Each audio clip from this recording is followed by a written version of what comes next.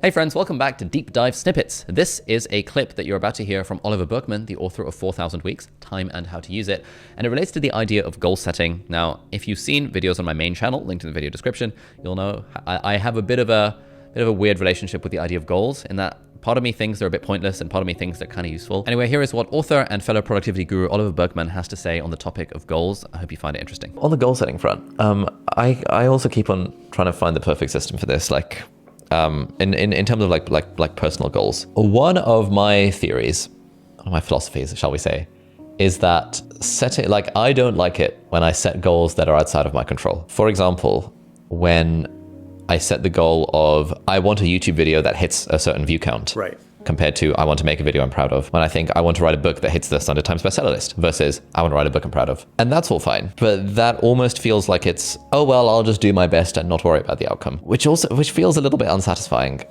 given a bunch of research around the idea of like effective goal setting and challenging goal setting, and the fact that kind of high performers, in inverted commas, in most fields, it's not like Michael Phelps is just, I'll just try my best and see what happens. It's like, Right, yeah. So any thoughts around that tension between I'll try my best versus I have this specific outcome I'm aiming for, which maybe is somewhat outside of my control? It's interesting. I mean, there's a sort of sub-distinction there between, there's the goal, there's the things you can control and things you can't control, but then there's specificity or vagueness in the things that you can control. And I do think that like things like doing your best and being proud of things, like they're really important values in life, but I can see how they're not particularly helpful in this setting because it's sort of completely open-ended.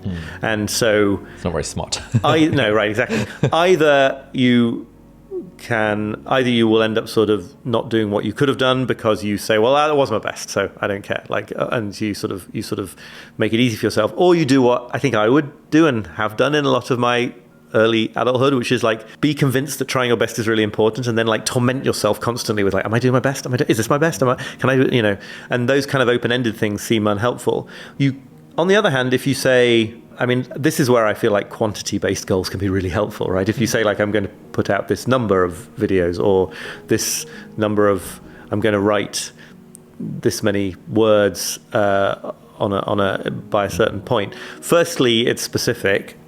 Secondly, it's within your control. And then thirdly, it's somewhat drained of the sort of, the qualitative goals are sort of, they go wrong because they're so sort of emotive. There's something kind of nice about a very, very sort of mechanistic goal in that area. I don't think it's the whole piece of the puzzle, because I do think, even though I wrote in my first book about like how positive visualization is largely nonsense and all sorts of things, I do think there's clearly a role for kind of envisioning having a vision of where you'd like things to be and using it to determine what you do in the present. But that idea of just being, maybe this is like systems versus goals, it's that old distinction, but it's like the idea of saying like this many words, or just something really that takes out all the angst from it. I think would be really useful. Yeah, well, one of the ways I'm thinking about it, because I was writing the chapter about this in the book like last week.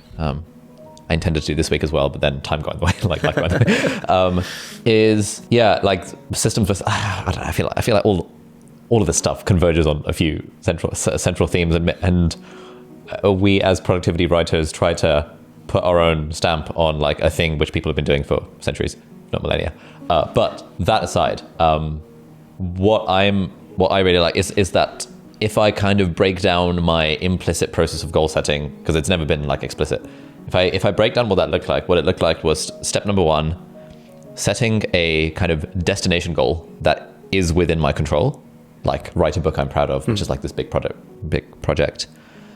Maybe in my mind, it's like, it would be really cool if it hits a bestseller list. It would be really cool if I get invited on conferences, and if I don't know, get on a podcast, because that would be sick. But like, those are outside of my control. So let me just not think about those and just recognize that actually it's a preferred indifferent, as the Stoics might say. Yeah, right.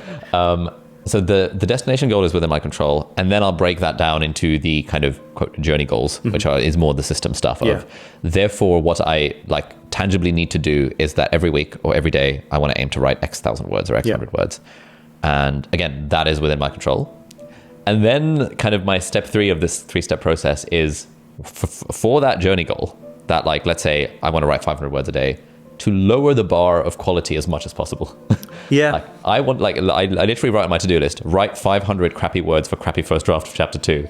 And I find that putting the words crappy in there twice really makes it easier to be, okay, you know what? This is actually doable. Doable. Like, let's that's do this. Great. And it makes me think of two other things, like Dan Harris, the meditation writer and the podcaster, talks about doing things, specifically meditation, aiming to do them daily-ish.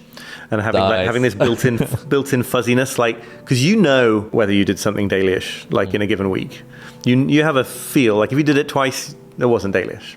But it reduces this kind of like, oh, if I break my streak, it's all over and I might as well spend the next 3 weeks not doing anything.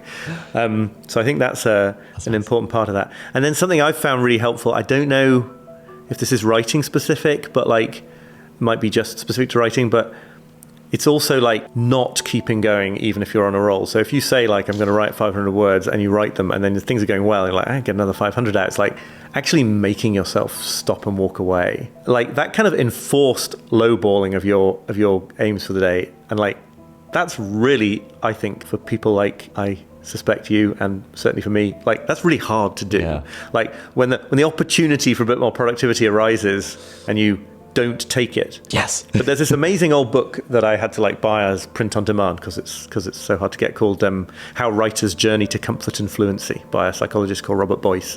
And it's like a really in-depth study of academic writers and what caused them to be either productive or not productive. I mentioned him in the book a couple of times. And like one of his big findings was that the writers who made writing into a moderately important part of their lives did lots more than the ones who made it into a very important part of their lives, because then it becomes this kind of intimidating thing and you have sort of all sorts of angst about it and you forget about it for weeks at a time because you don't dare go back into that scary thing. And part of that is like you figure out what is your short daily session of writing. And he said, like, you know, for sort of amateur writers, it might be 10 minutes a day. Even for professional writers, it probably should never be more than like 3 or 4 hours. And when it's up, you have to stop and like go and do something else, because otherwise you're kind of giving in to an impatient urge to be done with the whole thing that will ultimately backfire on you and cause you to sort of dread returning to the project. That ability to keep important things relatively small in your life, I think it's really, I'm not saying I'm any good at it, but it's really interesting. Hey friends, thank you so much for watching. If you enjoyed this clip, then click here for the full unedited episode. And if you like that, then do please consider subscribing to the channel. It means a lot. Thank you so much and have a great day. Bye-bye.